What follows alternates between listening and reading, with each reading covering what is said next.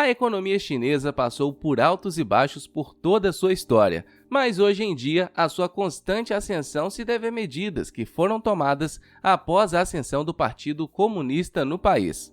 Criado em 1921, com a ajuda do gabinete do Partido Comunista da União Soviética e do Secretariado do Extremo Oriente Internacional Comunista, o Partido Comunista Chinês, PCC, chegou ao poder em 1949 após a Revolução Chinesa.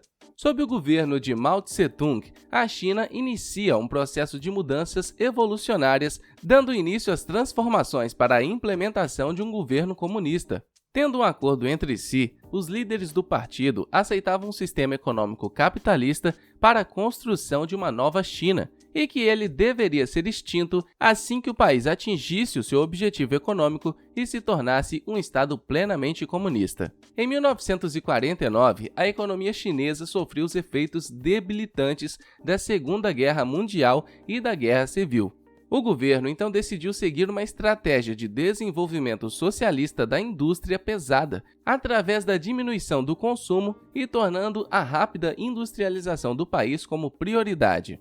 O governo tomou controle de grande parte da economia e redirecionou seus recursos financeiros para a construção de novas fábricas e também diminuiu as privatizações, tentou tornar as empresas privadas em públicas, além de se apropriar de lotes improdutivos e distribuí-los entre a população. Após as medidas iniciais do governo, a China passou a adotar planos quinquenais que visavam uma melhor adaptação política e econômica, tanto no mercado nacional quanto no internacional, em um período de 5 anos. O primeiro plano pretendia transformar a China em uma potência industrializada e uma mudança nas estruturas de produção do país. Foram então feitos diversos investimentos estatais na indústria pesada, tendo o modelo soviético como exemplo a ser seguido. Além disso, os soviéticos ajudaram os chineses tanto financeiramente como também com técnicas tecnológicas, o que resultou na construção de grandes fábricas tecnologicamente sofisticadas e com grande potencial capitalista. Em termos de crescimento econômico, o primeiro plano quinquenal foi bem sucedido. Houve a tentativa de um novo plano, porém ele foi abandonado, já que a população não conseguia atingir os resultados que o governo esperava.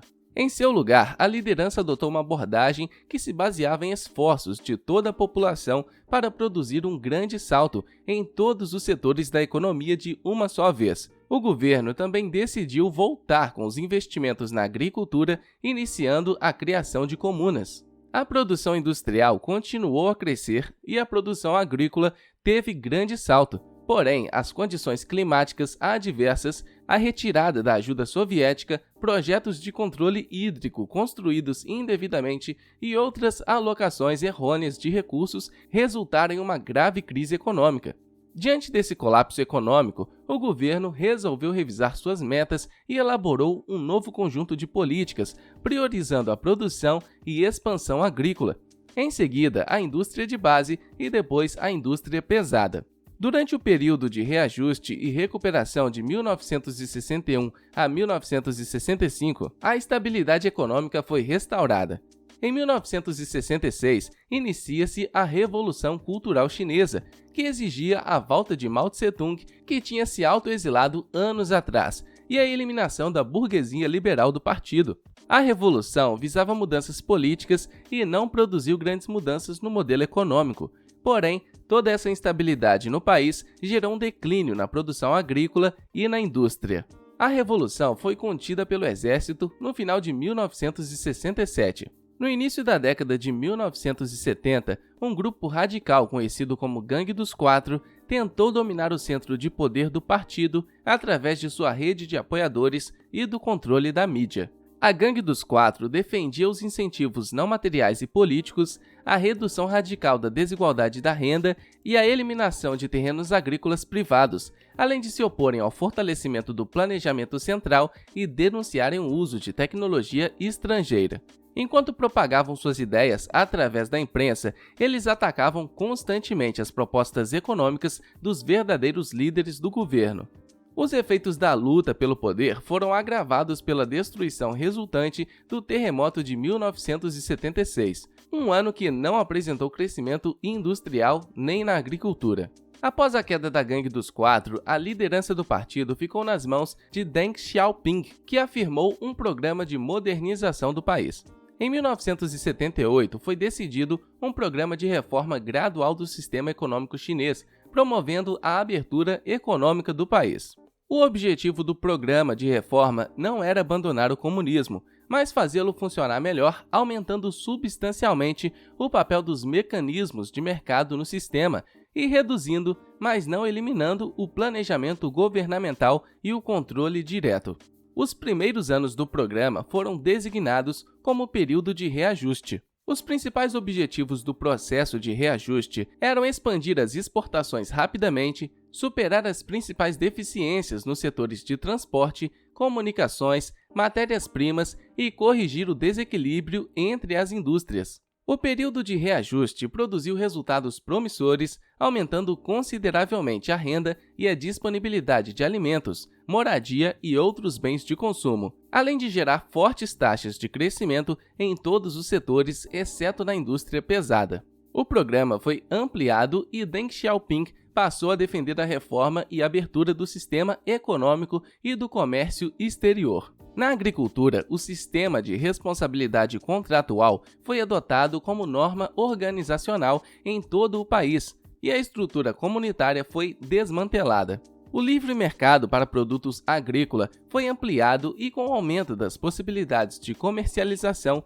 e o aumento da produtividade, a renda das fazendas aumentou rapidamente. Na indústria, um conjunto de políticas baseadas em maior flexibilidade e autonomia gerou altas taxas de crescimento e aumentou a eficiência das empresas. O comércio interno também foi estimulado, transferindo a alocação de bens e serviços do plano do governo para o mercado. O empreendedorismo privado e as atividades de livre mercado foram legalizados. Durante a década de 1980, estas reformas levaram a taxas de crescimento médio anual de 10% na produção agrícola e industrial. Apesar do impressionante desenvolvimento econômico chinês durante as duas últimas décadas, a reforma do setor estatal e da modernização do sistema bancário continuaram a ser grandes obstáculos. Mais da metade das empresas estatais chinesas foram ineficientes e relataram perdas. Indicadores econômicos e sociais melhoraram desde o lançamento das várias reformas econômicas. Porém, as diferenças sociais e econômicas tornaram-se mais evidentes quando são comparadas às situações das áreas urbanas e rurais. Atualmente, o PIB chinês cresce cerca de 10% ao ano e a soma de suas riquezas produzidas ultrapassa 12 trilhões de dólares. De acordo com a Organização Mundial do Comércio, a China é uma das maiores nações para investimentos estrangeiros, possuindo diversos pacotes de incentivos fiscais, pequenos impostos e uma grande quantidade de mão de obra barata. Hoje, o país ocupa o primeiro lugar no ranking de exportações e o terceiro lugar no ranking de importações, apresentando uma balança comercial positiva, sendo o principal importador de produtos brasileiros. O país também se encontra no topo do ranking de líderes mundiais em nível tecnológico, investindo muito em pesquisa e desenvolvimento. Esse foi o vídeo de hoje. Se você gostou, deixe um gostei aí embaixo, inscreva-se, compartilhe e deixe uma sugestão de tema para o próximo vídeo.